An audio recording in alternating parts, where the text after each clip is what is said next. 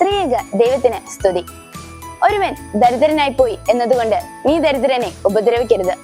അനാഥനെ നിന്റെ പടിവാതിൽക്കൽ നിന്ന് അവഗണിക്കുകയും അരുത്. സദൃശവാക്യങ്ങൾ 22:21. പ്രിയരെ, സമൂഹത്തിന്റെ താഴെ തട്ടിലുള്ള ആളുകളെ കുറിച്ചുള്ള കർത്താവിന്റെ വിചാരങ്ങളാണ് ഈ വാക്യങ്ങൾ. കർത്താവിന്റെ ജനനസമയത്ത് കാലിത്തൊഴുത്ത് തേടിപ്പോകുന്നതും ഈ കരുതൽ ഉള്ളതുകൊണ്ടാണ്.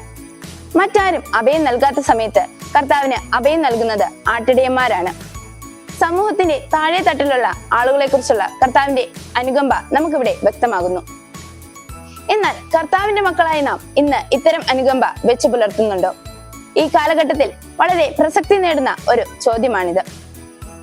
കൂടെ വസിക്കുന്ന നിർധരരോട് അനുകമ്പ തോന്നുന്നതും അവരുടെ ഇല്ലായ്മയിൽ താങ്ങാവുന്നതും ദൈവികമാണ്. വിശന്നിരിക്കുന്ന ഒരു കുഞ്ഞിന് തന്റെ മുമ്പിൽ ഭക്ഷണം നൽകുന്ന ആളാണ് ദൈവം. അതുപോലെ നമുക്കും സമൂഹത്തിന്റെ താഴെ തട്ടിലുള്ള ആളുകളോട് അനുകമ്പ വെച്ച് പുലർത്താം. ജീവനും പ്രകാശവും നൽകി അവരുടെ ജീവിതത്തിൽ പുത്തൻ ഉണർവ് നൽകാൻ സ്വർഗം നമ്മെ സഹായിക്കട്ടെ. ഞാൻ നല്ല ഇടയനാവുന്നു. നല്ല ഇടയൻ തന്റെ ആടുകൾക്ക് വേണ്ടി തന്റെ ജീവൻ കൊടുക്കുന്നു. വിശുദ്ധ യോഹന്നാൻ 10:11.